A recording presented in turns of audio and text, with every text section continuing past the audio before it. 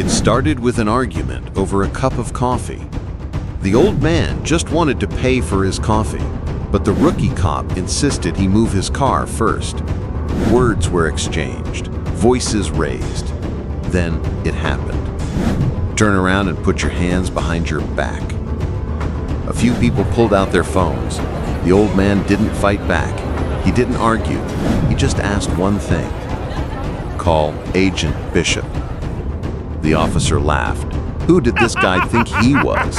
But 30 minutes later, black SUVs and a blacked-out Suburban with federal plates rolled into the station. They weren't here to talk. They were here to clean up a mess.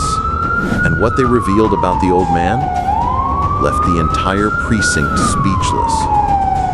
If you believe our veterans deserve respect, not suspicion, hit like, type respect in the comments, and subscribe to Silent Valor Stories, because these stories need to be remembered. His name was Hank Rollins, age 78, status widower, veteran, quiet resident of Ridgway, Arkansas. Most people knew Hank as the old guy who always showed up for Memorial Day services. What they didn't know, he had 22 years in the United States Marine Corps and another 15 working with federal counterintelligence. Hank had seen things, done things, but he never talked about it because men like him didn't have to. So what was he doing getting arrested at 6:30 a.m.? It all started because the night before, Hank heard about a local diner struggling to stay open. His usual place had shut down, so he decided to support this small family-run cafe. He parked in the back, but his truck was old and wide, and maybe it took up more space than it should have. The young officer, Officer Grant, was on his first month of duty, full of ego, eager to show authority. He saw Hank's truck and walked in like a cowboy. "You can't park there." "I'll be out in 5, just grabbing coffee." "That's not how this works, old man. Come outside." The moment escalated quickly. Hank knew exactly what was happening. He'd seen this kind of misplaced pride before, not on American soil, but during peacekeeping missions overseas. And he knew better than to fight it. So he put down his coffee, walked outside, and did what he was told. Even when the cuffs clicked too tight, even when the other officers chuckled. At the station, they processed him like any other detainee. But when they checked his ID, a small yellow flag popped up in their system. One of those "See Internal Memo" warnings. No one read it. They tossed him into holding and carried on. Meanwhile, across the country in Quantico, a notification hit an old classified network. That network connected a very specific group of people.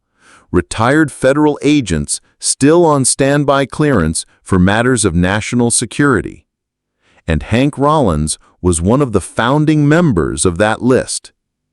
The message hit a man named Alan Bishop, and former FBI director who now headed a private security branch with direct links to federal law enforcement. Subject: Rollins, flagged, unauthorized detention, Ridgway, Arkansas.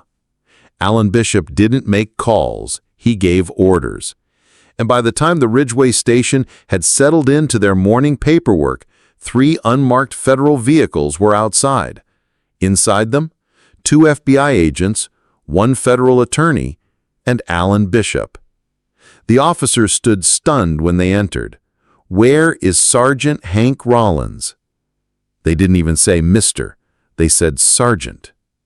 The captain of the station, who had just finished reprimanding Officer Grant, stepped out and asked what was going on. "You're holding a man who received the Distinguished Service Cross, 3 Silver Stars, and helped dismantle 2 international crime syndicates on behalf of this country." Everyone in the room fell silent. Then Hank walked out of the holding room, calm, quiet, dignified. He didn't yell. He didn't argue lawsuits. He simply looked at Officer Grant and said, "Son, next time talk before you bark." Alan Bishop turned to the officers. "This man doesn't need an apology. He needs respect."